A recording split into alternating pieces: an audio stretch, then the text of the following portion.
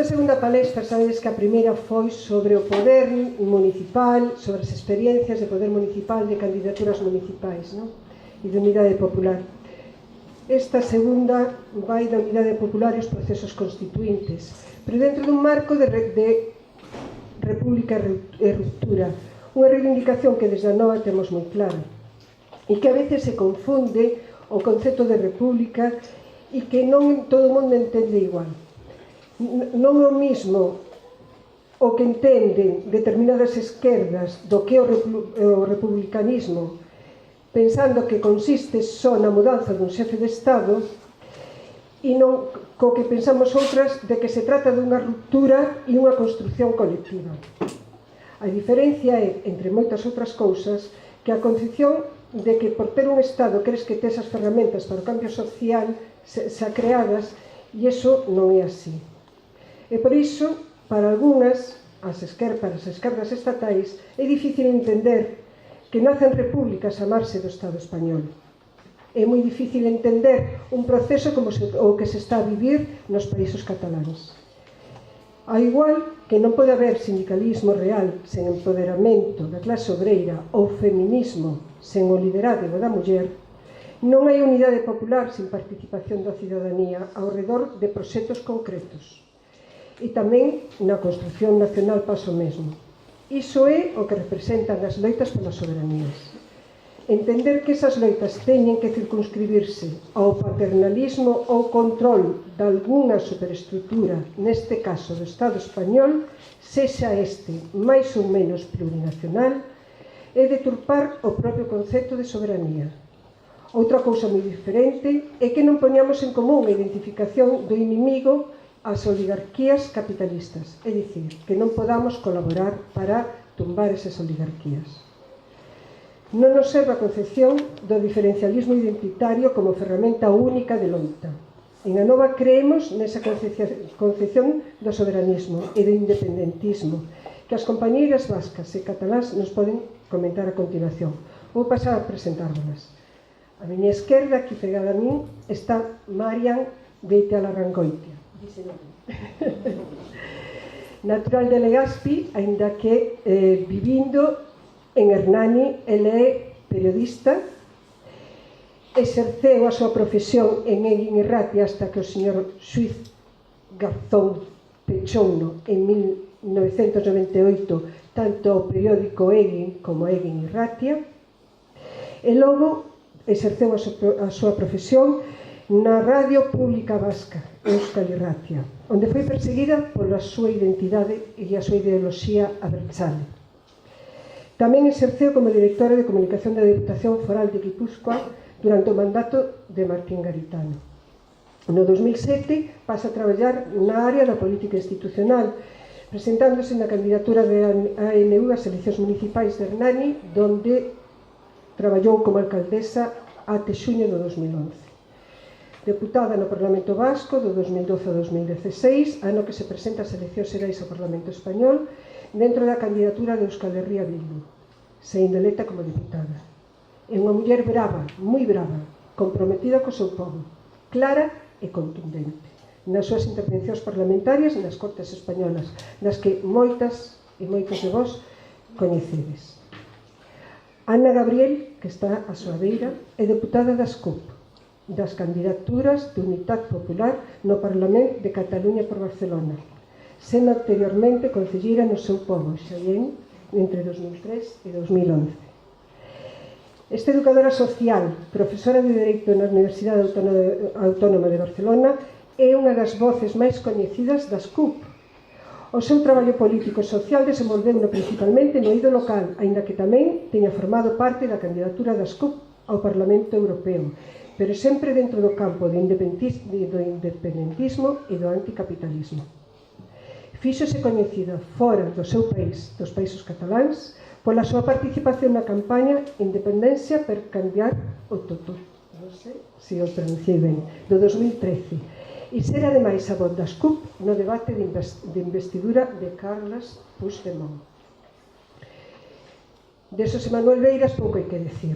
No presente a presentación, para moitas mestre e para outras ademais compañeiro. A súa trayectoria política vital é de todas coñecida e podería facer un relatorio do seu currículo académico e político que nos ocuparía toda a tarde. Pero só querería lembrar o que, a meu parecer, é o seu guía, o seu facho de comportamento, que é a loita para a liberación nacional e social de Galiza, idea na que se implicou activamente na construción de ferramentas que servisen para a creación de unidade popular necesaria para acadar ese obxectivo.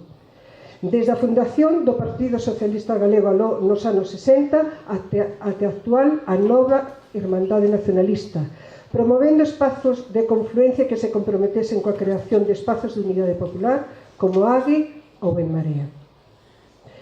E a continuación paso a explicarvos como pensábamos que iba a ser este formato, a ver se eles tamén son quen de leválo e comprometerse a respetalo. A idea é de facer 5 preguntas que les contesten nun espacio reducido de tempo. Non vou dicir que empeza, que se lo repartan, ou se queredes xa vos fago as preguntas e as contestados todos de veces, ou prefirades. Como preferides? As 5 preguntas e xa vos deixo oídes de unha en unha. Vale, as preguntas son: en que punto está o réximo do 78? Estabilízase na súa crise? Ou estimades que se vai a vivecer a súa crise? Segunda pregunta: que papel poden xogar as nacións en Estado na apertura dun novo ciclo político no Estado? Terceira: vivimos un momento no que se pretende normalizar a crise, a precariedade nas condicións de traballo, o aumento das desigualdades ou a destrucción dos servizos públicos son algunhas das súas consecuencias máis visibles. Como enfrontar a batalla contra a xestión austeritaria da crise económica? Como valorades o apoio de algunhas formacións nacionalistas a propostas económicas e orzamentarias do Partido Popular?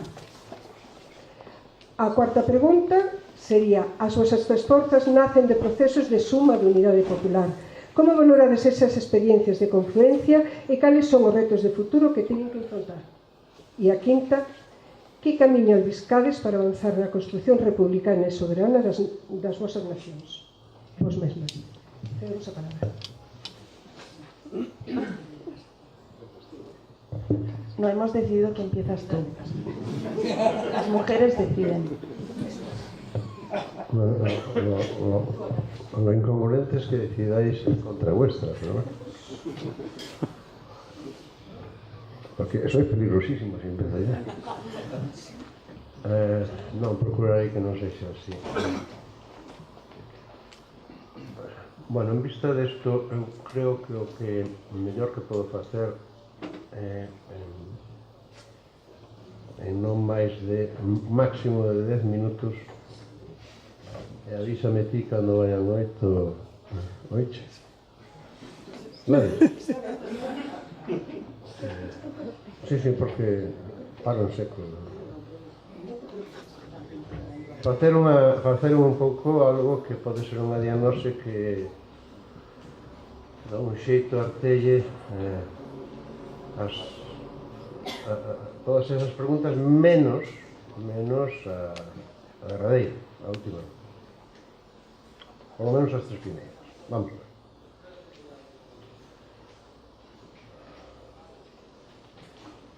En primeiro lugar, estamos evidentemente nun proceso non só de deterioro, descomposición e incluso putrefacción do réxime da segunda restauración borbónica, nacida do fraude da transición na medida en que o proceso de movilización cívica, social e política da ciudadanía antifascista dos anos, sobre todo dos tardos franquismos 70, por unha creba democrática, foi suplantado por un acordo dende arriba entre o Departamento de Estado norteamericano, a Internacional Socialdemócrata e o Gran Capital, por o que foi a reforma política, como decía daquela, a reforma do irreformable, porque un réxime democrático defectuoso é reformable para mellorar, por un réxime antidemocrático e totalitario, como era declarado nos seus mesmos principios fundamentais, nas leis fundamentais do movimento do réxime franquista, non é reformable. E ese réxime mal nacido, porque digo que está en un proceso que pasou do deterioro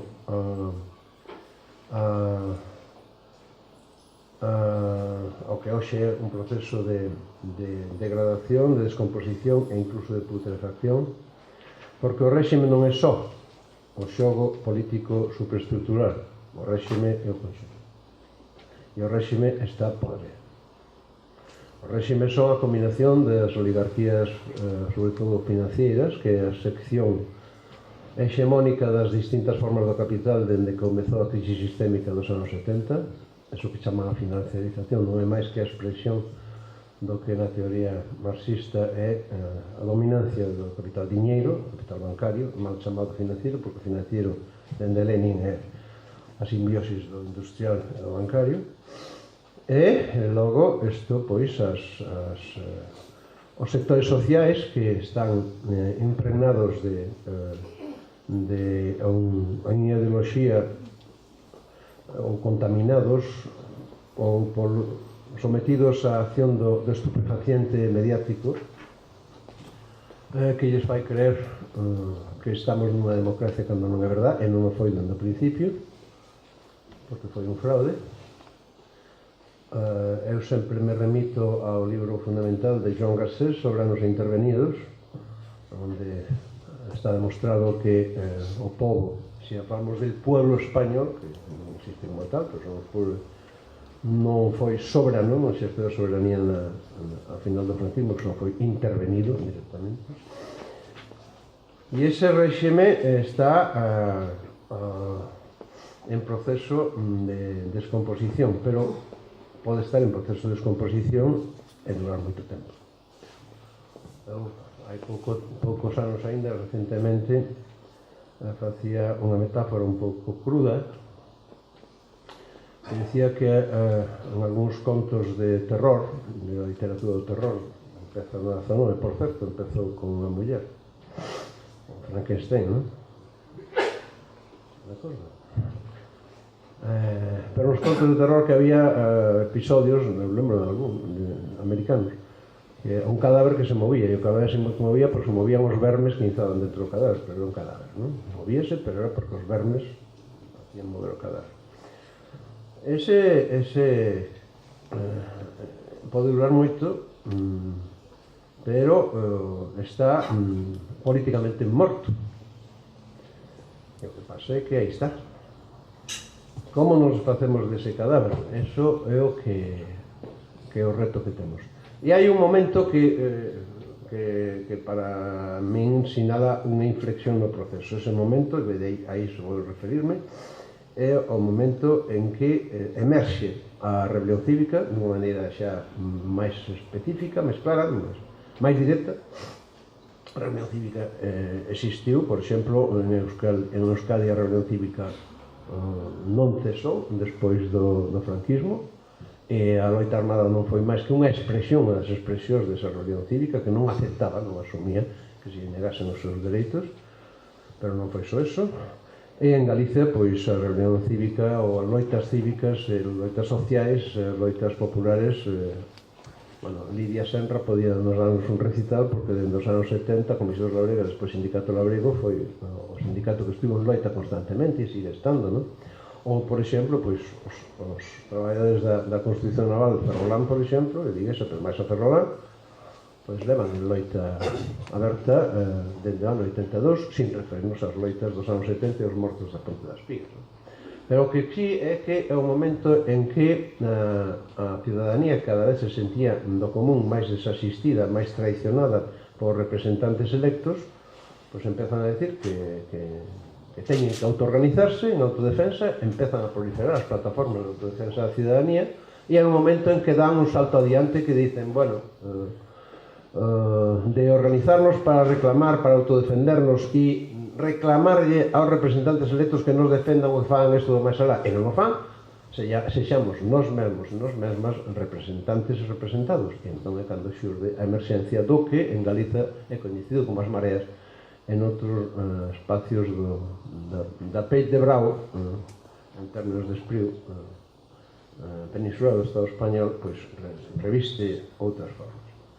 Bueno, pois eso, a partir dese momento, empezase un proceso que, por unha banda, un proceso prolegómenos dun proceso constituyente, e, por outra banda, pois, sí, bom, figura, que ti xa me consumí casi todo o tempo. Pero despois, como habrá máis momentos de introducción, son todo o resto. Pero parece que é fundamental para min deixarse en todos.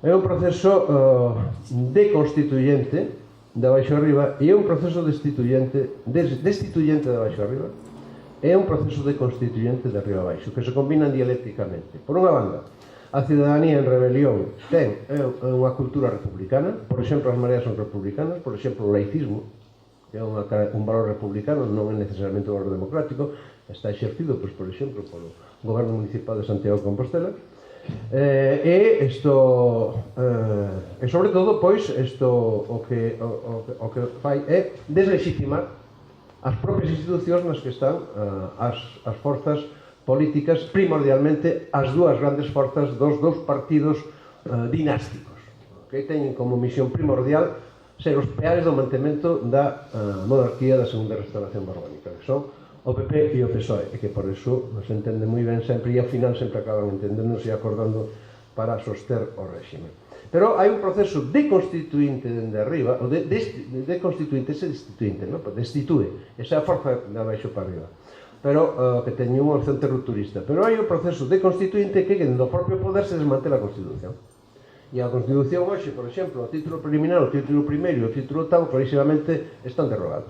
Bueno, enchan, digamos, o episodio do 135, pero non é máis que a combinación. Pero ao mesmo tempo, e vou á segunda parte, vou rematar, son dous niveis onde funciona esta dialéctica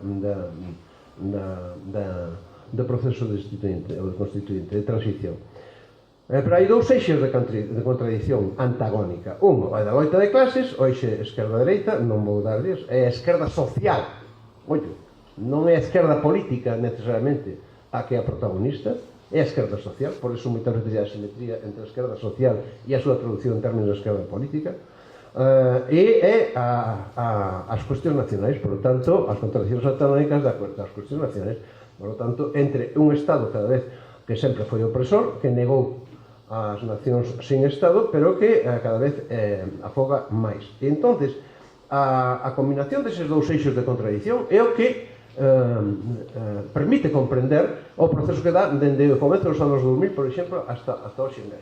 E hai unha fase na que o motor fundamental está abaixo, está na esquerda social e está na cidadanía consciente da nación sin Estado e está, por lo tanto, no proceso de destituinte dende abaixo, pero hai unha fase en que eso desemboca unha fase de emerxencia de alternativas políticos partidarias ou institucionais que abre un período que é un período da loita, un período electoral dende as eleccións do 14 hasta outubro do 16. A miña diagnose é: eso deu lugar, por unha banda, a unha desmovilización considerable dos motores auténticos que estaban abaixo, e, por outra banda, acabou en derrota. O sea, outubro marca unha derrota no momento en que o réxime que podía ter roto, no sentido de que podía haber unha emerxencia dunha esquerda alternativa que máis ou menos pudese poñerse de acordo sobre as cuestións nacionais e sobre a loita contra o capital monopolista financiero e, por lo tanto, contra as políticas da troika, bueno, pois fracasa, non o vou explicar agora, porque entonces sí que me pasaría o tempo que quero marcarme, ou que me comprometen a respetar. E o desenlace é que temos a coalición PP-PSOE coa coloración da marca branca do PP, creada para roubarlle ou ocuparlle a Podemos o espacio que inicialmente tiña de electorado pepero, pero cabreado, e para eso montaron Ciudadanos. E entonces, pois, efectivamente, resulta que nos planteamos o seguinte: si queremos continuar cara a crema democrática, a única forza que temos é a capacidade de realimentar o proceso de loita na sociedade civil, o proceso de loita con un norte político moi claro, e que as forzas políticas estamos por eso que sexamos motores que contribuamos sin pretender dirixirlo ni monopolizarlo a reactivación dese proceso E dentro das dúas eixos de contradición, neste momento, a nivel de Estado, o eixo de contradición primordial que está facendo Púa Power, o único torpedo que aínda está circulando por as augas en dirección a Santa Bárbara do réxime é o proceso soberanista catalán. É non o da esquerda que co que estamos vendo nos últimos episodios dende a operación interna do PSOE e as, bueno, un pouco a tregua, como se queira chamar, o abrazo de Vergara entre novo PSOE e Podemos, pois, bueno, pois eso, non parece que sexa por onde se vai. Estáse deixando de marcar o norte dirixido a un horizonte de creba democrática de acabar co réxime. E se non se acaba, e agora acabo de verdad, se non acabamos co réxime, non poderemos resolver realmente ningún dos problemas cruciais que temos os cidadáns deste espacio subpeninsular. Ni siquiera a portuguesa. Bueno, non me pasei máis, non?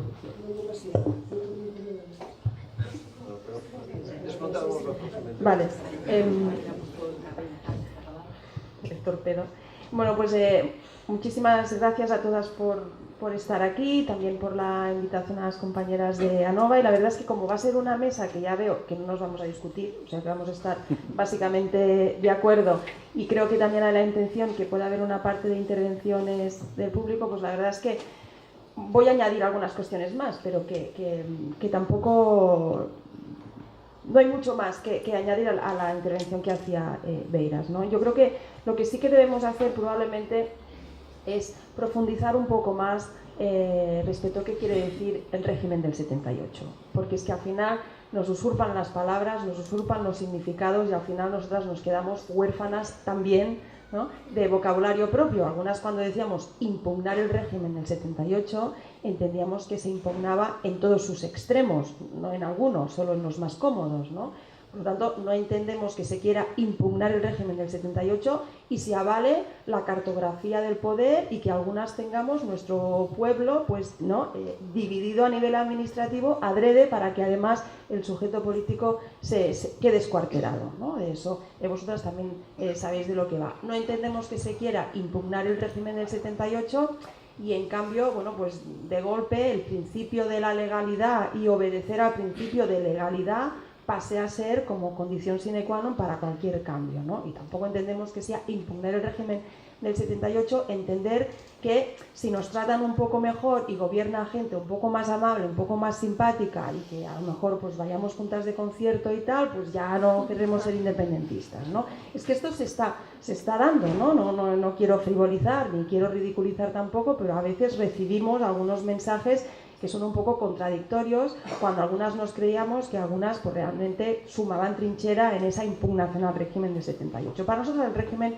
es algo muy serio que no solo pasa, ¿no?, por esa reforma avalada por unos poderes muy potentes, sino que el régimen del 78 está pensado para que funcione y para que no entre en crisis, porque es completa la apuesta, porque es que no se dejan nada, no olvidan nada, desde el Poder Judicial hasta los maestros de la escuela pública responden a una estrategia de consolidación de una reforma para que nadie se salga de la foto, y al que se sale de la foto, bueno, pues con todas las armas, incluso la de las cloacas, ¿no?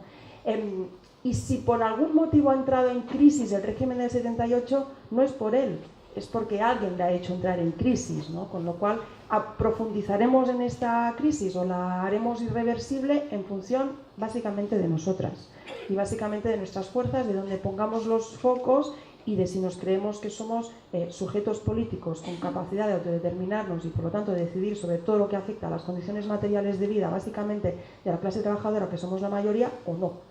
O entendemos que nuestro papel es el de volver a relegitimar, ¿no?, lo que fue el régimen del 78, bueno, pues con algunos elementos de actualización, de decoro, de flexibilización de la represión, pero en todo caso sin tocar los fundamentos esenciales, ¿no?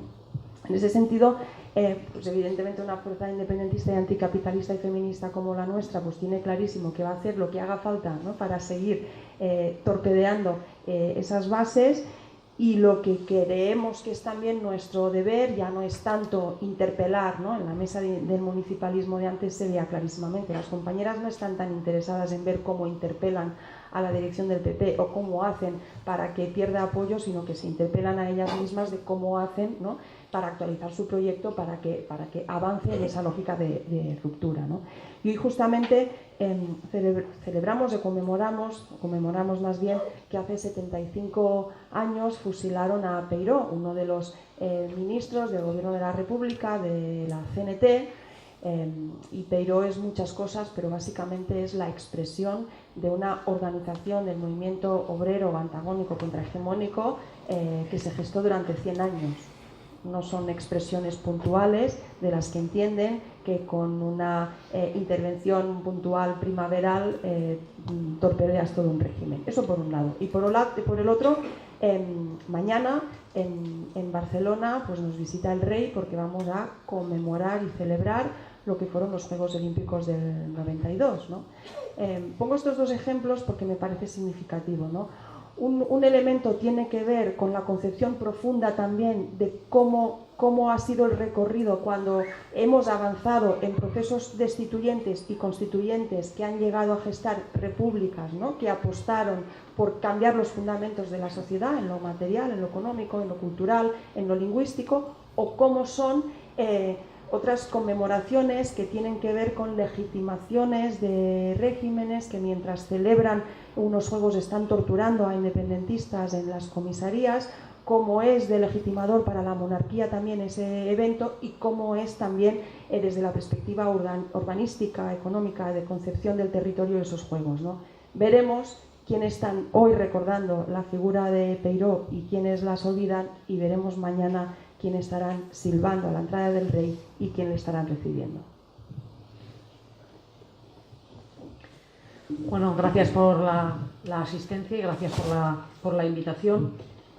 Digamos que yo represento a un movimiento político que lleva 40 años pidiendo la ruptura, que esa defensa de la ruptura de muchas maneras sobre la que todavía abiertamente no se puede hablar y no hay garantías para hacerlo en todos sus términos, le ha traído como movimiento político y como pueblo un gran sufrimiento durante 50 años, y que ahora vislumbra y ve cómo, aunque muchas cosas en la forma de lucha para seguir pidiendo esa ruptura han cambiado, la realidad que diagnosticábamos hace 40 años y todo lo que viene aconteciendo nos viene a dar la razón, y por tanto seguimos siendo defensores de la ruptura como lo éramos en el 78. Pero lo que contemplamos es que aquí se ha dicho que sí hay una crisis, pero que es verdad que el régimen se constituyó como para poder solventar esas crisis. No hay más que ver lo rápido que se vivió el cambio de rey y la nula posibilidad que hubo de verdaderamente hacer un debate a nivel estatal sobre si lo que quería la ciudadanía estatal era una república o una monarquía. Yo la verdad no me sentía muy concernida por ese debate, porque no quiero ningún rey ni ninguna república española, yo quiero el Estado vasco independiente, ¿no? Y por tanto hubiera ayudado o coadyuvado a los españoles a poder hacer el tránsito de la monarquía a la república, pero más como internacionalista que soy que como española que no me siento, ¿no? Y yo normalmente suelo decir bastante claro lo que pienso. Sí hay un régimen del 78 que está en crisis, pero yo lamentablemente ahora que estoy en Madrid lo que percibo es que lo que debería de ser la alternativa de izquierdas, que ponga en el centro del debate que ese régimen se constituyó de una manera muy concreta y que la única forma de regeneración democrática es romper con ese régimen, plantea más bien cosas bastante más diluidas que lo que yo estoy planteando, ¿no? Yo lo suelo decir muy simplemente, creo que algunos de aquí se lo he dicho a lo largo del día y se lo dije ayer cuando llegué, ¿no? Hay quien cree que en el 78 se democratizó España, pero que a partir del 2008, con la crisis económica, que también ha tenido consigo una crisis de credibilidad del Estado, una crisis de corrupción, lo que se está vislumbrando o viendo es que esa democracia está secuestrada por el Partido Popular, nada más lejos de la realidad.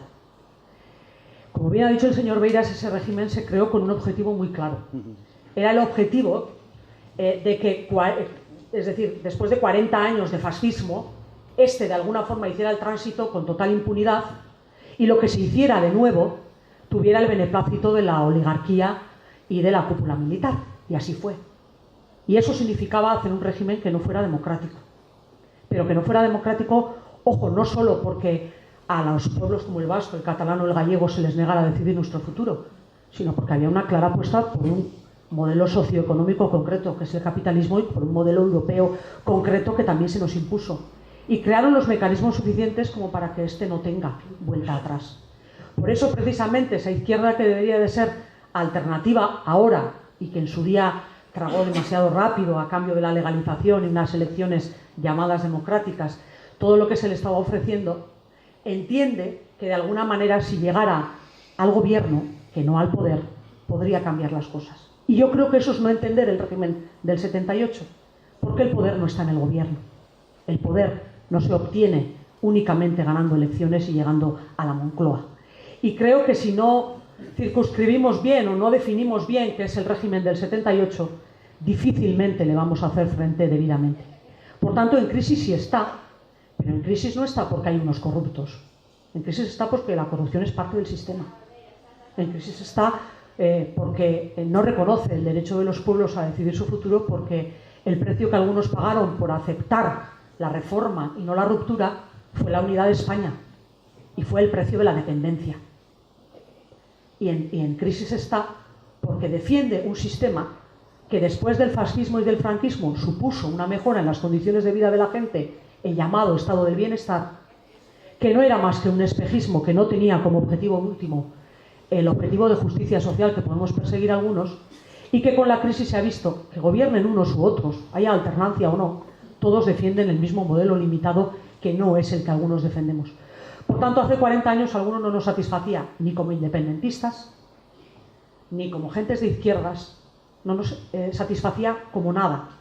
Y entendíamos que la única vía para realmente conseguir democracia era la ruptura. En los últimos 2 años hemos vivido una explosión, de la que sois parte vosotros, de una izquierda estatal que creía que si se daba una alternancia en el gobierno y una ruptura del bipartidismo, ese cambio iba a ser posible, y lamento deciros que nosotros no confiamos en que ese cambio se vaya a dar. Ojo, no es que no creamos que haya buena voluntad en mucha gente de izquierdas en el Estado para hacer ese cambio. Lo que creemos es que no hay fuerza suficiente en el Estado en sí para realmente darle la vuelta al tema. Lo han mencionado aquí. Hoy en día asistimos a una gran coalición en Madrid en la que se esté en el gobierno o en la oposición, la unidad de España prevalece sobre cualquier otro interés. Y esos son el PSOE, el PP y Ciudadanos, se ha dicho. Eso es lo que prevalece hoy en día. Ante el proceso catalán se unen quienes apostaban por la unidad de España y quienes tenían como objetivo último que eso prevaleciera sobre todo lo demás. Los intereses de la ciudadanía en general y de la gente de la calle quedan en segundo, en tercero, en cuarto, en el plano que queráis, pero desde luego no está entre las prioridades de la clase dirigente. Una clase dirigente que se llame PP o se llame PSOE, con pequeños matices, pero nos han llevado a las mismas políticas. Porque cuando yo hoy escucho en Madrid decir a muchos que hay que acabar con la reforma laboral, ¿con cuál? ¿Con una? ¿Con las dos? ¿Con las ETTs de Felipe González? ¿Con qué? Con absolutamente todo. Es toda una trayectoria de 40 años que nos ha llevado a donde estamos y que desde luego no se limita ni al PP más corrupto, al partido más corrupto de Europa, que lo es, que tiene a uno de sus grandes valedores en el PP, pero no el único. ¿Cuál es la única esperanza? No solo para vascas y catalanas o para gallegas, sino para todo el conjunto del Estado que realmente quiere otro futuro diferente. Apoyar los procesos constituyentes que se puedan dar en cada uno de estos pueblos. A día de hoy, lamentablemente, yo como vasca digo que solo tenemos uno. A mí me encantaría que al menos fueran 2, por arrimar el hombro, por ayudarles y por joder, hablando mal y pronto. Porque me encantaría que hubiera 2 frentes abiertos al Estado español que se lo pusieran más difícil. Solo hay uno, el catalán. Pero desde el momento en que es un proceso que pone en evidencia qué es el régimen del 78, que pone en evidencia que la democracia debe de estar al servicio de la ley y si la ley no responde a la democracia, esta debe ser cambiada. Por tanto, a mí, que nadie me diga que la Constitución del 78 es inamovible, porque el 135 demostró que no lo es, y porque como mujer que soy, lo he dicho más de una vez en el Congreso, si alguna vez hubieran admitido las que nos preceden, las que fueron mayores que nosotras, hubieran admitido que la ley no les dejaba votar, nunca hubiéramos llegado a votar. Y yo en política estoy para cambiar las cosas, no para aceptar lo que me dicen. Por tanto, si un principio básico es la democracia, desde luego nosotras estaremos siempre apoyando el proceso catalán. Un proceso que luego podremos hablar de ello, no está siendo como los catalanes quisieran. Si les dieran la opción de elegir sería bastante más facilito. Se lo están poniendo difícil, no le está quedando otro remedio, pero es la única forma de conseguir una verdadera ruptura. Hace 40 años era pelear porque no pasara con la impunidad que pasó, y era pelear y jugarse mucho, y algunos se jugaron mucho, no voy a incluirme yo que soy más joven, y ahora el futuro de los diferentes pueblos que queremos hacer nuestro propio camino, y entiendo que el futuro de la clase trabajadora internacionalista española pasa por los procesos constituyentes como el catalán, que deberían de apoyarse sin fisuras porque son un ejercicio de democracia básica.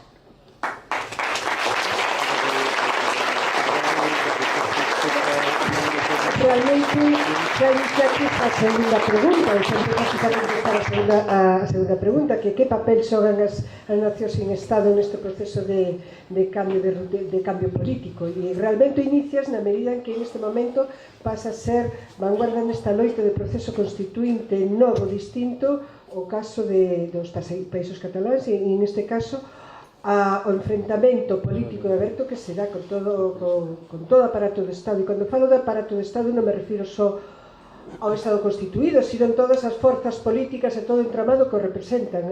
Outro día leía unha réplica de Antonio Baños a Garzón, que de verdad que non a leu, recoméndoa, porque pon os puntos sobre os is do que realmente está a pasar neste estado tal. Entonces, vostede, e seguida a conversa que eu creo que ides ben. Ides ben.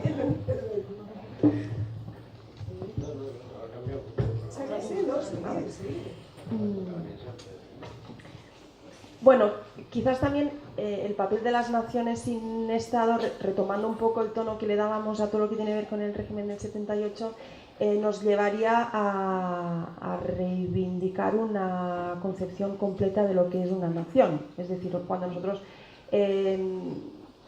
queremos ejercer el derecho a la autodeterminación, lo queremos ejercer porque somos una nación, y eso quiere decir que queremos decidir la relación que vamos a tener con el Estado español, por lo tanto desde una perspectiva territorial que se le dice nacional, pero que no va desligada para nada de la segunda contradicción que comentaba Beiras, ¿no? La cuestión social. Un país al final es su gente, y una nación no es otra cosa que su gente, y no podemos obviar que la independencia y por lo tanto un Estado, ¿no? Nación independiente, pero que por ejemplo articule un referéndum para consultar a su población si quiere aplicar los memorándums austericidas de la Troika, en la que participa un 62,5% de la población y en la que un 61% dicen no queremos esas políticas austericidas. Es un Estado independiente, estoy hablando de Grecia, y estoy hablando de un referéndum que hizo que la población se manifestara y que se decidió no acatar lo que la gente por mayoría quería. Y no pasó absolutamente nada. Están aplicando los memorándums, gobierna de facto el poder económico de la Unión Europea, que decide qué es lo que se le reserva a la población griega, con independencia de que sea lo que la población griega, a partir de un ejercicio legitimado por el mismo Estado de referéndum, decidió en su momento, ¿no? Con lo cual yo creo que lo que tenemos que entender por nación es mucho más que un sujeto político que puntualmente decide sobre la relación a nivel territorial, sino que tenemos que articular una concepción de independencia para cambiarlo todo, o como mínimo para optar a cambiarlo todo. Luego, si no ganamos en nuestros planteamientos, bueno, pues acataremos y seguiremos luchando, ¿no? Pero nos parece como muy peligroso diseccionar tantísimo cuál es la lucha por la liberación nacional, la lucha por la liberación social, y sobre todo también porque si no nos movemos de este marco, las mujeres quedamos permanentemente fuera, ¿no? Con lo cual a lo mejor también es momento de decir que una nación, como mínimo por el 51% de su población, somos las mujeres, y que por lo tanto lo de la lucha feminista no es que vaya a ser la guinda final, no es que lo reservemos para el momento donde hayamos supuestamente ganado el resto, sino que tenemos que hacer necesariamente necesariamente una lectura del sistema económico desde la perspectiva de género, tenemos que hacer una lectura de todas las políticas que nos atañen desde una perspectiva de género, y que la simbiosis, ¿no?, de los tres elementos son los que nos va a situar, yo creo, en una posición que nos permita realmente pues representar a lo que es el conjunto de la población. Antes hablaba de la cartografía del poder. Es evidente que el ADN del Estado español se sustenta en esa concepción de sujeto indisoluble. Es evidente que la reacción que genera el Estado con todas sus expresiones de poder delante de reivindicaciones independentistas es proporcional, ¿no?, a cómo dependen de esa indivisibilidad para seguir sosteniéndose, y es por lo tanto proporcional el esfuerzo que nosotros tenemos que poner en esa reivindicación independentista. Es que no hay otra. Desde una perspectiva de lo que somos nosotras, que estamos hablando de Principat, no de Països Catalans, desgraciadamente, desde una perspectiva internacionalista, porque si queremos también mejores condiciones de vida para el conjunto de gentes que viven en el Estado, tenemos que romper con ese régimen, pero es que ya también desde una perspectiva del entorno europeo próximo. O sea, no puede volver a pasar que en Europa, en lo que se significaba que eran las democracias avanzadas, la gente que ha ido por el mundo civilizando pretendidamente al resto de sus gentes, se puedan volver a permitir que un referéndum o no sirve de nada o no se puede realizar porque se entiende que es un golpe de Estado. Hoy García Margallo, en un artículo en El Mundo, decía que lo de Cataluña no es que ya sea un golpe de Estado, que es que se ve que es peor lo que está pasando, ¿no? Con lo cual la concepción que tiene de golpe de Estado es bastante sui generis, y la concepción de lo que es un referéndum es bastante sui generis. Al final, por lo tanto, yo creo que lo que se dirime en Cataluña va mucho más allá de nuestra situación concreta, va mucho más allá de nuestros derechos políticos, sociales o de género. Yo creo que lo que se está dirimiendo en Cataluña, para bien o para mal, puede determinar ya no solo si se sigue legitimando ese régimen del 78, sino también si se sigue legitimando una Europa con unos estados que se ve que han decidido que la gente no sirvamos para nada, sino que simplemente sirvamos para trabajar cuando convenga, para estar en el paro cuando les convenga, para tener casa cuando convenga, para que nos echen de las casas cuando convenga. Yo creo que el reto es democratizador a un nivel máximo y desbordar absolutamente las fronteras propias.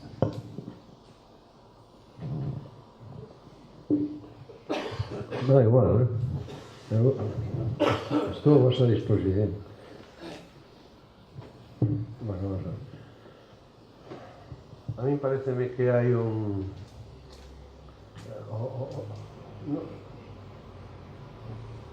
É dicir, a historia non procede por un movimento lineal. Os procesos históricos non son lineais. E o xogo das diversas contradicións varía, non? Acabo de facer unha referencia de momento a contradición nacional, as cuestións nacionais co Estado e, por lo tanto, o proceso catalán. Pero, por exemplo, eu lembro-me perfectamente, porque o vivín por razóns de idade, claro.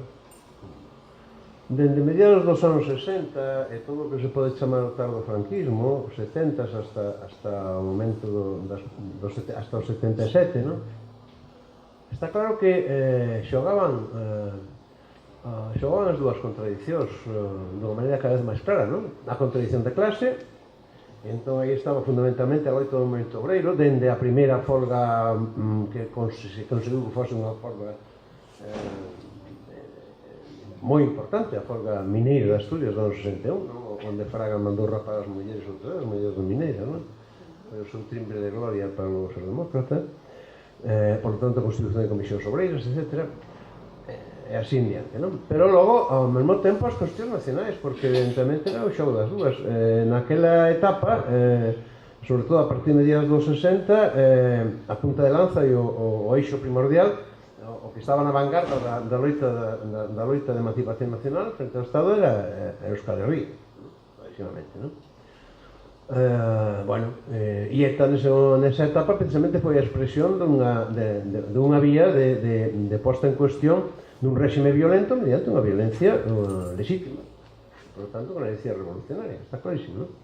as grandes tradiciones, por exemplo, que se teñen feito a memoria histórica, e cando, en pleno réxime xa desta restauración, poñamos, anos 80 e 90, pois se poñía antecedentes de etarras que cometeran asesinatos, e resulta que eran etarras que liquidaran a Melitón Manzanas, por exemplo, ou que liquidaran a Carrero Branco. Claro, se iso é terrorismo, pois é como si, imaginemos no contexto europeo que, de repente, en Francia, a toda a xente, os partisanos, ou a xente da resistencia francesa, que poñía atentados contra os nazis, pois que fosen considerados como terroristas, ou os partisanos italianos, ou os partisanos yugoslavos, croatas e serbios, ou os partisanos gregos. O proceso logo foron masacrados por orde de Winston Churchill cando decidiu que en Yalta Grecia quedaba en el occidental e entón había que cargarse a todos os comunistas, ou os de Indonesia, antes de Suharto, que despois foron exterminados, nunca se fala, 900.000 ciudadanos indonesios de esquerdas foron exterminados nos anos 60 por dictador Polo Sukarno posterior. Bueno, está pasando, entón evidentemente ese fraude ese fraude da memoria, é dicir, a ciudadanía española despois do 77, no período do 77, aplicóuselle eses métodos que foran ensayados primeiro por un psiquiatra canadiano, que logo fixo un acordo para un programa que logo foron utilizados eso está no libro de Naomi Klein, Destrucción da personalidade, o sea, destrucción da memoria. Bueno, por que vos digo isto? Porque claro, entón resulta que si chega a un réxime onde eu vivín e asinei documentos non na esquerda comunista, na esquerda da Federación de Partidos Socialistas, nacida da Conferencia Socialista Ibérica, que foi reventada por a Internacional Socialista, documentos onde se reclamaba, por exemplo, unión sindical, sindicalismo unitario de clase, onde se reclamaba evidentemente a autodeterminación, onde se plantexaba procesos constituintes ex novo, etc. Todo foi traicionado. Entón, evidentemente, o que quero dicir é que o xogo da contradición de clase e o xogo da contradición nacional sempre foron xogos que foron fundamentais na dinámica da historia do Estado español dende bastante antes do século XX. Agora, a partir da rebelión cívica, digamos, dá impresión, e algúns percibimos así, os que estábamos máis atentos, máis participando nas novas formas de autorganización da ciudadanía, por exemplo, dos foros sociais, das redes de movimentos a nivel mundial, que isto era fundamentalmente dous eixos. Era o momento da loita por os dereitos civis, por unha banda, e a emerxencia da loita frente a conversión do capitalismo en capitalismo salvaxe, de acordo? Por tanto, da esquerda. Eso era a impresión que había. E durante os anos, primeiro decenio do século XXI, todo parecía que iba por aí. E realmente foi o que deu lugar á aparición destas novas formas, tamén no ámbito do Estado español. Pero o que ocorre é que, en cambio, a contradición nacional seguía estando aí detrás e volveu a emerxer cando efectivamente pasou o que polo menos o que explicaba eu na miña primeira intervención. E entón, que quero decir? Hai unha cuestión que temos que ter moi clara, os que somos de esquerda, pero que además que somos nacionalistas nacionalismos emancipadores. Cuestión primeiro, a nación preexiste a calquer Estado, lóxica e históricamente. Non é concebible o Estado con unha simple superestructura sin que esteña no aire, ten que asentarse nunha realidade que a nación é unha realidade social, sociocultural e sociopolítica, non é superestructural, ainda que teña elementos superestructurales como ten a sociedade civil, por exemplo, culturales ou ideolóxicos. E en segundo lugar, cando falamos de exercicio de soberanía nacional, pero soberanía nacional é popular, porque pode ocurrir que haxa un proceso de independización dunha nación que logre o seu Estado e se faga independente, pero que o contenido de clase dá lugar a que a clase dominante interna sexa a que realmente detenta o poder e, por lo tanto, hai soberanía nacional e non hai soberanía popular. Está claro. Aí está precisamente a clave. E esa é unha das cuestións que suscitan máis equívocos ou que abren moi malintencionadas fendas para meter lanzazos dende sectores da esquerda estatal, no caso do proceso catalán. Claro, pero Pujol, pero entonces, e Convergencia, e Unión, non sei que, e eso, claro, evidentemente, pero que aí está a clave de que sexa precisamente no proceso independentista catalán a esquerda social, ou seja, a cidadanía que é obxectivamente esquerda, sobre todo cando hai unha concentración do poder e da loita de clases nunha oligarquía financiera, bueno, pois entón hai unha alianza das clases subalternas. Cando eso é o motor primordial, entón evidentemente esa é a única garantía solvente de que a independencia nacional exerce a soberanía nacional, pero en clave de soberanía popular. Se non fose así, entón algúns teríamos moitos problemas con ese proceso, pero eu coido que é por onde van as cousas agora. Eso engado unha cuestión moi rápida que quería apuntei antes para non esquecerme. Vamos a ver. Cando dixen que o réxime estaba morto, é unha metáfora, pero quero dar dúas explicacións. Primeiro, eu estou moi afeito, tuve que aprender por o meu traballo político e público en condicións de adversidade constante dende os anos 80, poñamos por caso, o Bloque, etcétera, a que as diagnoses resultantes do exercicio, as diagnoses do pesimismo da razón, en términos de Gramsci, que realmente te han dito as cosas e a resultado pesimista, tens que enuncialas en termos de optimismo. Entón, que enunciado sexa de maneira que a cidadanía que te escoita non sabe dicindo, non hai nada. E ese é o sentido que ten de decir, está morto. Pero que ademais, históricamente así, o Imperio Austrohúngaro estaba morto moito antes do desenlace da guerra do 14-18, onde reventou. Está claro. Cando Engels decía que os países danubianos eran povos en estado, os checos, etcétera, o gran erro cometeu, por sin historia, non sei que, non, estaban máis vivos que Dios. E o que estaba morrendo, ou estaba morto, ou estaba agónico, era o Imperio Austrohúngaro. Bueno, pois isto é ao que me refiro agora. E evidentemente, que pasa coa involución brutal que estamos padecendo aquí? Que é unha involución que se dá nun contexto, nun ciclo histórico de involución a nivel do sistema mundo. E en todos os defectos, o réxime da segunda restauración nace en un contexto adverso. Ainda é a Guerra Fría e, en cambio, é o neoliberalismo, xa, o ultraliberalismo. E, por lo tanto, con a historia política do Estado español sempre tuvo mala pata. A Segunda República Española nace en plena Gran Depresión. E este nace en unha situación en que se dá esa brutal involución, e esa brutal involución está funcionando enormemente a nosa. Si o réxime franquista se tivese roto a altura de 1960-65, sería completamente distinta a historia, de acordo? E claro, esta involución é tan brutal que o que pasa é que está en crise o modelo de Estado nacido da Revolución Francesa. Cando din que estas bestias que nos van levar, que se cargan o welfare state, o estado de bienestar, os dereitos laborais, os dereitos sociais, todo iso certo, que nos levan antes da Segunda Guerra Mundial, non, nos levan a antes da Revolución Francesa. Se estánse cargando o Estado moderno, estánnos convertindo en súbditos. E iso coido que son cuestións fundamentais, porque fixademos o que significa que a esquerda, neste momento, a esquerda do siglo XXI, en Europa, teñamos que estar defendendo o que defendían o que nin era esquerda ni centellas, ou seja, non existía nin o marxismo, nin o socialismo tal, no século das luces.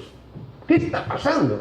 Bueno, pois si, esa maneira en que nos podemos tamén conectar con esa maioría social que é distinta, que eso si contende porque está a padecer, porque non ten dereitos laborais, porque non ten dereitos sociais, etc. E lerles un tras outro os artigos do título primeiro da Constitución, como eu fixen esta experiencia na Universidade Autónoma de Madrid, acumulada de rapaces e de rapazas, no ano 2002. De acordo? Empecé a ler a Constitución e dixen, está vixente? E empezaron a dicir, léalo outra vez, por favor. A ver, la justicia, non sei que. Non está vixente. Xa en 2002 non estaban vixentes os artigos cruciais do título primeiro que os dereitos e libertades e as obrigacións dos ciudadanos. Por lo tanto, estamos en esa situación. E esa situación nos leva a que dereitos e liberdades básicas, democráticas e republicanas dos cidadáns e dereitos colectivos dos cidadáns que constituyen unha nación. E entón isto é perfectamente comprensible, e entón é a maneira en que podemos conxugar a loita no eixo de contradición antagónica de clase con a loita no eixo de contradición antagónica dos movimentos nacionalistas emancipadores. Yo precisamente voy a aprovechar para hilar con esa idea. Yo cuando antes decía que la única esperanza de un futuro mejor para las gentes de izquierdas españolas es sumarse a los procesos constituyentes que se puedan dar en Cataluña o Euskal Herria, lo decía por eso. Es decir, antes habéis mencionado Europa. A Grecia tuvo el gran problema de que estaba solo, la izquierda no le acompañó. Por una de las grandes falacias y miedos que a diario escuchamos todos los que somos independentistas, que es que estamos en un mundo interdependiente en el que, ¿cómo se puede pensar ser independiente? Pues yo quiero ser tan interdependiente como el Estado español, no menos. Y por tanto quiero el mismo estatus. Y luego ya decidí yo qué hago en este mundo interdependiente. Pero es que también me decían que Escocia, si se hiciera independiente, se iba a quedar fuera de la Unión Europea, o Irlanda, y resulta que Escocia se va a quedar fuera de la Unión Europea por el Brexit. Y Irlanda, la única posibilidad que tiene de quedarse en la Unión Europea es si se reunifica, que es lo que busca el Sinn Féin. Vamos, que ni las realidades son inamovibles y hay que asumirlas como única alternativa posible en el mundo, ni las cosas hay que entender que no pueden cambiar. En Euskal Herria en los últimos años, también por el proceso que hemos vivido y por los cambios que se han dado en los últimos años y todo el cambio de ciclo de la lucha armada a la situación actual, pues sí se ha dado un vacío del movimiento popular y un trasvase de absolutamente mucha de la gente que era muy válida en esos ámbitos al plano institucional, ¿no? Y es un gran problema. En la medida que llegas a mayores cotas de representación institucional y de poder, se da un vacío. Y cuando tú, sobre todo, entiendes la política como el cambio, porque yo siempre digo, los que llegan al poder, me es igual el plano institucional, el local, el provincial, pero llegan para seguir gestionando lo que había, lo tienen muy fácil. Los que llegamos a gestionar para cambiar las cosas, lo tenemos mucho más difícil. Es lo bonito, ¿eh? Yo es que para hacerlo de siempre me quedo en mi casa. Es lo bonito, pero es lo costoso y es lo que te lleva a grandes esfuerzos y muchas veces a perder perspectiva con la calle y a tu querer quizás ir a un ritmo que miras para atrás y no te sigue nadie, ¿no? Y eso es un error que se paga caro. Nosotros lo hemos llegado a pagar en algunos ámbitos institucionales caro, no en el municipal porque llevamos 30 años gobernando en algunos pueblos, pero sí en otros ámbitos en los que no habíamos estado, ¿no? Entonces yo creo que el gran reto que tenemos en los próximos años es, uno, cómo compaginamos ambas cosas, sobre todo unido a que en el tema vasco, por todo lo duros que han sido estos años, pero me atrevo a decir que incluso fuera de Euskal Herria, por la, ¿cómo diría yo? Antes he hablado de la explosión que hubo hace 2 años de la gente decir que las cosas no le gustaban. Yo creo que la incorporación de Podemos a las instituciones para mí ha traído que la contestación de la calle haya desaparecido y ha sido lo mejor que le podía haber pasado al poder establecido, ¿no? Y seguramente todos tenemos el reto de recuperar cómo no dejamos el trabajo institucional, de seguir creando mayorías alternativas y trabajando en común ahí, pero sin vaciar la calle de lo que le da razón de ser a nuestra lucha en todos los ámbitos, ¿no? Y creo que es el gran reto que tenemos, al menos nosotros lo vivimos así. De hecho, nuestro cambio en el último congreso que hemos hecho como EH Bildu ha sido la de convertirnos en un sujeto político que vaya a tener la forma de funcionar de un partido para ser pragmático, pero no sea un partido al uso y sea más algo cercano a un movimiento, precisamente para ser algo que está unido al movimiento asociativo, a la calle, a lo que se palpa en la calle y a las necesidades que se viven en la calle. Yo creo que es el gran reto que tenemos para que no nos coma esta realidad institucional que muchas veces es atosigante y que nos lleva mucho en nuestro día a día y que nos hace a veces perder incluso ese pulso de la calle, ¿no? Eso la derecha lo hace muy bien porque no necesita la calle ni le importa, pero quien es transformador y es de izquierdas necesita esos 2 elementos muy bien engrasados. Y yo me atrevería a decir que en los 2 últimos años las instituciones han llenado de gente normal. En Madrid hace 4 años los normales éramos 4 y ahora hay gente más normal y se agradece. Pero eso trae consigo también que otras luchas de alguna forma se resientan, ¿no? Digámoslo así. Y yo creo que es el gran reto que tenemos, sobre todo aquellos que apostamos por, con la unidad de fuerzas, llegar a mayorías sociales e institucionales más potentes y que puedan disputar realmente y que puedan confrontar realmente con quienes ostentan el poder y son los defensores del régimen, ¿no? Y bueno, yo al menos desde Euskal Herria lo vivo así. mayoritariamente, bueno, pues en Cataluña, excepto algunas expresiones que fueron pues desapareciendo progresivamente, pues se avaló la transición, la reforma, y fue pues como muy residual, en el mejor sentido digo residual, pero aquellas que ya no avalaron, ¿no? Por lo tanto, nos tenemos que hacer para existir, pero sí que es verdad que eso quizás nos da la poca fortaleza que tenemos, ¿no? Nosotras no nos crea pues un conjunto de financieros interesados en crear el famoso, ¿no?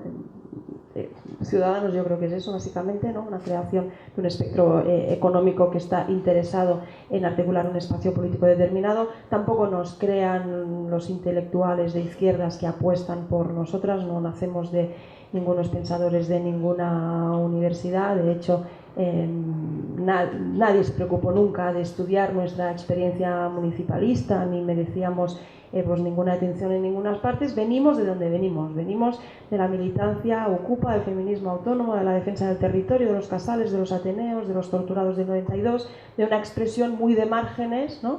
También en el sentido márgenes, y no tenemos otra que articularnos desde esa perspectiva, ¿no? Por lo tanto, no sé si nos hubiera ido distinto, si hubiéramos sido otro tipo de proyecto político, pero en todo caso somos este. Sí que es verdad que también hacemos una apuesta por no desligarnos de la tradición libertaria que está muy presente como corriente de fondo en la cultura política catalana, y de ahí por ese asamblearismo que, aunque hay mucho interés en que desaparezca, nosotras pues trabajamos para mantenerlo, esa cierta animadversión, ¿no? En todo lo que no sea coral y compartido, esa voluntad de tener unos códigos éticos que nos dejen estar muy poquito en las instituciones, no vaya a ser que nos pase lo que a algunas, ¿no? Que nos precedieron les pasó, etcétera. Por lo tanto, intentamos, con la poca experiencia que tenemos, pero también con la que podamos aprender de los que nos precedieron, articular un espacio político que nunca tenga que arrepentirse, ¿no? de lo que haga, aunque eso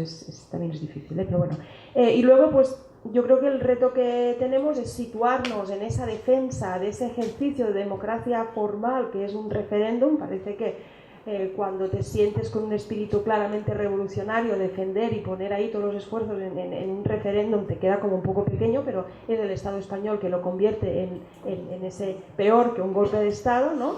Esa Constitución española que ya no han votado ni tan siquiera 1 de cada 4 catalanes, o sea, por lo tanto el ejercicio de democratización se explica porque somos sujeto político, tenemos el derecho a la autodeterminación, pero también porque sabemos que nos rigen unas normas que no han sido avaladas por la mayoría de la población que está viva. Yo creo que toca contar a los que están vivos. Los que están vivos, 3 de cada 4 no hemos votado esa Constitución, pero es que de los que estamos vivos, algunos, un 30 y poco %, aprobaron un estatuto de autonomía que recortó también el Tribunal Constitucional, con lo cual no hay nadie vivo en Cataluña que haya votado el estatuto de autonomía que está vigente, con lo cual yo creo que por un mero hecho incluso de democracia formal nos vemos la izquierda independentista revolucionaria defendiendo esos principios básicos, ¿no? de la era de las luces, ¿no? que se comentaba. Vamos a intentar seguir siendo acelerador. Lo importante es que en Cataluña el referéndum no tenga plan B. Lo importante es que ese referéndum se haga, cueste lo que cueste. Y vamos a intentar también seguir destapando esos falsos discursos socialdemócratas que nos quieren hacer creer que con una mera alternanza de partidos políticos en la gestión de las instituciones realmente se puede llegar a unas condiciones de vida de la clase trabajadora que sean dignas. No es verdad. Nunca, jamás ha existido la plena ocupación. Siempre ha habido un porcentaje de la población que se nos ha hecho entender que tienen que estar en la marginalidad y en la pobreza. Y nosotras entendemos que esto no tenemos por qué admitirlo, con lo cual no van a convencernos que en este régimen político, en este régimen económico, es posible que todas las personas puedan vivir en dignidad, porque nos han demostrado que aunque si gobiernan esas llamadas izquierdas, tampoco es verdad que llegamos a las cuotas de dignidad que creemos que merecemos. Y luego también pues intentar que no perdamos de vista que nuestra nación la queremos completa, que esa cartografía del poder que yo hacía referencia respecto al Estado español decidió ¿no?, que trabajaría, que articularía la batalla de Valencia para que los países catalanes no fueran sujeto de transformación, y estamos convencidas que si hay un sujeto potentísimo de transformación son los países catalanes, porque no pueden soportar la idea de que seamos un sujeto político completo. Por lo tanto, cuando ves que una idea, un proyecto pone tan nervioso al adversario, es que realmente tiene el mismo grado de transformación que el grado de nerviosismo genera en el otro. Por lo tanto, intentar pues, que no nos ganen en esa lógica de cartografía de poder, que podemos avanzar en la construcción nacional completa, y que vamos a intentar también que el paso por las instituciones más reciente, en nuestro caso, no nos convierta en la caricatura de aquellos a los que habíamos venido a combatir. Quero advertir que Galiza dará sorpresa, porque Galiza caracterízase por dar sorpresas, por desconcertar. Bueno, Galiza é desconcertante, ninguén nos entende. Incluso os que non queren, os que nos queren, casi nunca nos entenden, non? Pero non digo eso por nada, simplemente porque, sí, por exemplo, Galicia, recordades o 2002, inverno 2002-2003, de repente, nunca máis, que pasou aquí? Pero si Galicia é un país de vacas e de habitantes máis mansos que as vacas, e como é isto que se puxese, e además que aí domina el PP, como coño pasa? Pues claro, porque non se enteraban de que Galicia era a sociedade que levaba dende a transición máis loitada constantemente, pero non era noticia porque estamos moi lonxes do poder. Non, fora bromas.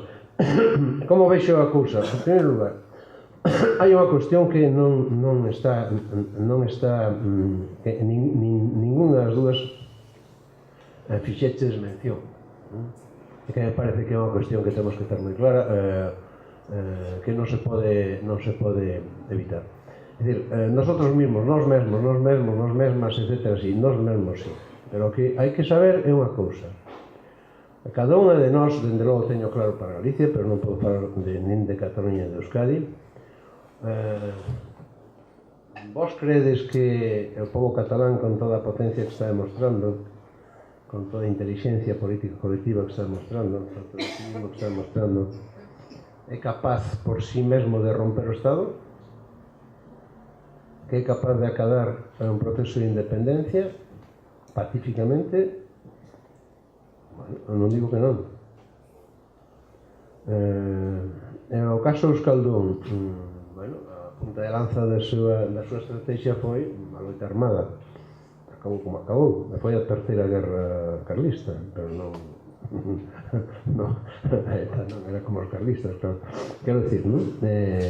Acabou como acabou, e agora tedes que estar recompoñendo da esquerda versal e todo o que significa o novo escenario. E ademais nunha situación moi adversa, porque resulta que a trayectoria que está seguindo a esquerda versal de apostar pola vía política, social, pacífica, etc., de combate democrático, está ocurrindo ao mesmo tempo que en cambio o Estado cada vez se está convertindo en máis violento, máis racional e máis represor e, por lo tanto, máis antidemocrático. Así na intimidade, nos últimos tempos, comentaba con uns amigos ou amigas ou parientes, me decía, agora sí que tería todo o sentido que houvese unha organización capaz de exercer a violencia revolucionaria, porque estaría moito máis legitimada que nos anos 80. Cuidado, non o tomedes en serio. É unha hipótese de análise, non? De cuestión analítica. Bueno, os procesos son eses. Entón, por que naceu Marea? Por que a Nova apostou por En Marea sin reclamar nada? Sendo o pardote de todo, además. Temos que levar hostias, sufrir decisións.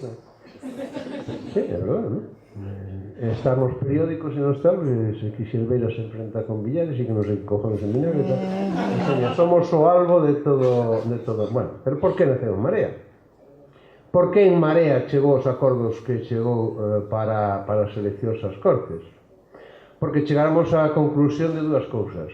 Primeiro, a altura de 2012, o exercicio, seña, a posta en práctica dunha estrategia de combate no eixo da contradicción nacional pasaba polo eixo da esquerda. Estábamos en pleno efecto, xa non da crise, non da Gran Depresión.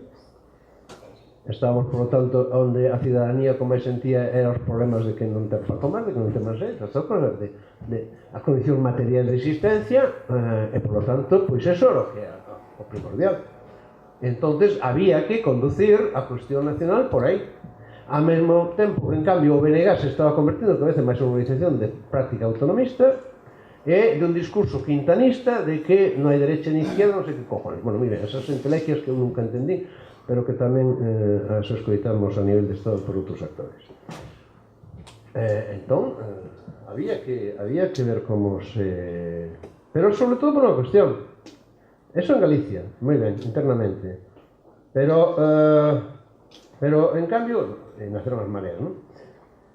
E o proxecto de Marea xa, dando o salto, que por certo foron os 3 alcaldes do gran éxito das mareas nas eleccións do 15, o de Compostela Martínez Noriega, o da Coruña Xulio Ferreiro e o de Ferrol Jorge Suárez, que por certo é un tipo con un coraxe da hostia, e que dá a cara, e sigue dando a cara, e apostando polo que parece que xa non se cree nel. Isto que dixeron agora, hai que trasladar isto a nivel galego. Ben. Pero por que logo co outro? Porque tiñamos a convicción de que non tiñamos potencia suficiente para resolver o noso problema, nin avanzar no camiño da nosa independencia, sin contar con como plantexamos a batalla no corazón do poder institucional do Estado, que é ali, e por lo tanto necesitamos alianzas internacionais. E as alianzas había que buscarlas con aqueles que, polo menos, en principio, parecían que podían ser receptivos. E iso quedou lugar a configuración da alianza que se transformou no grupo chamado Confederal en decembro do 2015. Que pasa? O que pasa, pois, é o seguinte, moi simple. Por unha banda,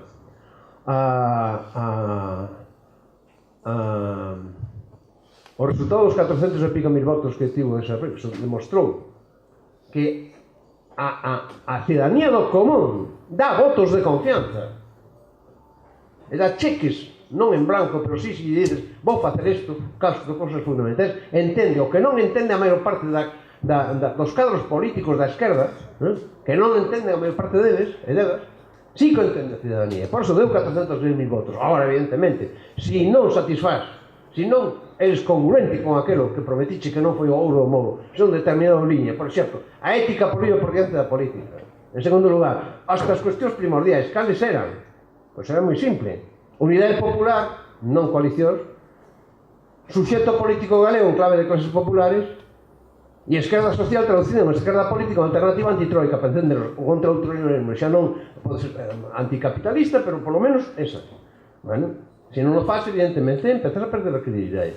E a nivel de Estado, resulta que o resultado das eleccións de decembro de 2015 era que unha maioría do electorado a nivel de Estado español votou en claves de que entende como esquerda, porque a xente que votaba o PSOE votaba en clave de esquerda, e o que pasou un pouco coas bases do PSOE, pois corroboraron que iso era así, aínda que logo pase o que pase. Ben, entón, en conxunto había maioría nas Cortes, pero a Troika, para empezar, aplicoulle ao Estado español a receta modificada do que aplicara en Grecia. En Grecia, como gañou a esquerda do que representaba Siriza, alternativa, etc., e formou o goberno, había que cargarse o goberno, e cargaronse o goberno. E mexeron por riba dos referendos dos gregos. E Siriza claudicou. E Tsipras claudicou. Quen non claudicou foi, curiosamente, o único que non era político profesional. Se chama Yanis Varoufakis. Bien, claro, que dimitiu inmediatamente. Aquí, como esa esquerda, coas esquerdas de nación sin Estado, a Euskaldun, a catalana, etc., pois, por lo menos as presentes nas Cortes, pois, isto non se conseguiu, claro, ser a primeira forza, entón, había, a Troika que fixo foi impedir, coste o que coste, que haxa un goberno basado en esas esquerdas. E entón empezou toda a operación dun golpe de Estado parlamentario, hostia. E dende xaneiro do 2016 hasta outubro do 2016, o que estivemos vivindo é un proceso de golpe de Estado parlamentario que empezou por un golpe de palacio. por borbonear, como decían na primeira restauración, e non sabelas vir, uns e outros, perdendo tempo en chorradas en vez de ter clarísimamente que o que tiñamos que facer é ser máis inteligentes que eles, e que impedir que nos fixesen esa xogada. E nada máis. E esta é a realidade. Entón temos que saber, eu coido que hai unha cuestión moi importante. O proceso catalán, sobre todo o contingente de esquerda, que é o fundamental, cívicamente e políticamente, ten que entender que necesita obter o apoio das forzas da ámbito estatal, que polo menos sexan levadas aí. O discurso de Tardá, por exemplo, a moción de censura, para mí foi exemplar, porque dunha inverdadeira inteligencia. Tardá sabe perfectamente o que podemos. E ao que fixo foi un discurso de aquí estamos. Por qué? Porque é a maneira de obligalos a que fagan a recíproca. De acordo? E as forzas de ámbito estatal temos a que convencelas de que tamén teñen que posicionarse a favor. Non pode adoptarse posicións como está adoptando, podemos respecto ao proceso. Pero que, se non resolvemos eso, eu non creo que sexamos capaces, xa non só de acabar con este réxime, de lograr a nosa soberanía efectiva, exercicio da nosa soberanía por os constituintes, e, por lo tanto, estados propios, sexa logo confederados ou ser independentes, sino que tampouco conseguiremos avanzar no camiño da esquerda. E, por lo tanto, pois, seremos frustrados. Temos que ter en conta que non podemos ceder nada daquilo que nos corresponde, non podemos fiarnos de cantos de Xirea, non podemos establecer alianzas, non pedir contas, hai que pedir contas do que está pasando no grupo confederal, naturalmente, hai que reclamarlo, hai que replantexar en que condicións esas alianzas as que suscribiu en Marea, os que suscribimos dentro de Marea neste momento, algúns, en que condicións están, e menos coñas, e tamén a nivel de Estado, pero en cambio non podemos practicar ningún tipo de aislacionismo, porque como practicamos o aislacionismo, pasamos como le pasou ao Bloque, dende que o PEGA impuxo o aislacionismo, que era o único que sabía facer durante 30 anos, e así lle foi dende o ano 2002 en diante, cando liquidou, por empezar, as relacións establecidas mediante o proceso de Galeusca, onde, se non entrou a Esquerra Republicana, foi porque non quixeron por cuestións internas catalanas, e non entrou e foi porque non quixeron por razóns internas euskalduns, e HB non entrou, pero quixo ter información, e eu deilles información directamente sobre o acuso, e decían que sí. E o día mesmo que se celebraba a ronda de Gasteiz, ETA declara atribuído detenida. E inmediatamente despois o pacto de Izarra. Eso tivo que ver co feito de que o BNG fose que tirase do carro da declaración de Barcelona, e que parecese un pouco monstruoso que fose nada menos que o PNV, xa non digamos Convergencia e Unión nunca estivo dentro do estudo. A mí parece que temos que saber o que é as estrategias das políticas internacionais e actuar como nacións, efectivamente. As nosas organizacións son o único aparato de Estado que teñen a nosa nación. E temos que ter política de Estado e concepción de Estado. E non de partido só. Mentras o Bloque fixo eso, o Bloque foi para arriba hasta o 2000. E ademais fixo ampliando o espacio, sendo hexemónico no sentido gramsciano de que era o máis respetado por o conxunto da cidadanía, incluídos os votantes do PP. 80% das enquisas no 97, 98, 99, que é mellor defende Galicia? O BNG, e tiñamos 30% de votos. Quen mellor gobernaría en Galicia? 50 e tantos por cento, e tiñamos o 30% de votos. De acordo? E ademais de eso había unha estrategia de poñer o avance no esquema autonómico ao servicio do proxecto estratégico de guardar a autonomía e de sobardar o regime político. De acordo? Bueno. E despois convertímonos en outra cousa, que é a ver quen me move os marcos da leira. E nesa situación, nós que sempre dixemos que os paisanos botaban a fraga porque eran minifundistas, resulta que os cadros políticos empezaron a ser minifundistas tamén. E eu pregunto moitas veces estes días cando será o día que ao mellor moitos cadros políticos do que hoxe a alternativa na que eu estou van a topar con que por a rúa alguén lle diga non nos representamos. Cuidado. E eso sería grave.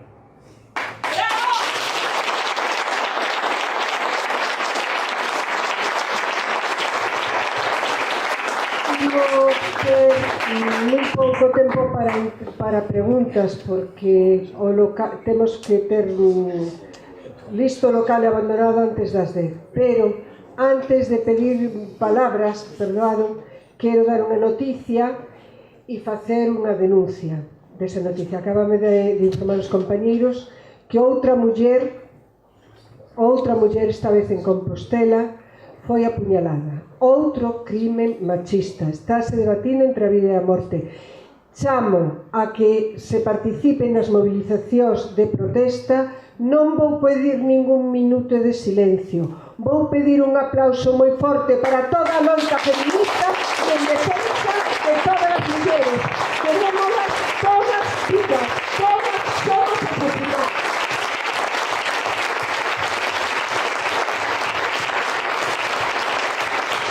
E desde a loita na rúa, desde a unidade de forzas, desde a conciencia de pobo e desde a conciencia de clase, desde como poderemos conseguir. Vos convidamos realmente a seguir, a organizar, a loitar organizados, a traballar e a rimar o ombro unhas con outros, porque realmente o futuro é noso. Por moito que non queiran, por moito que queiran que non sexa, o futuro é noso. Porque eu estou convencida que están nos estertores do seu fin. Grazas a todas e a todos.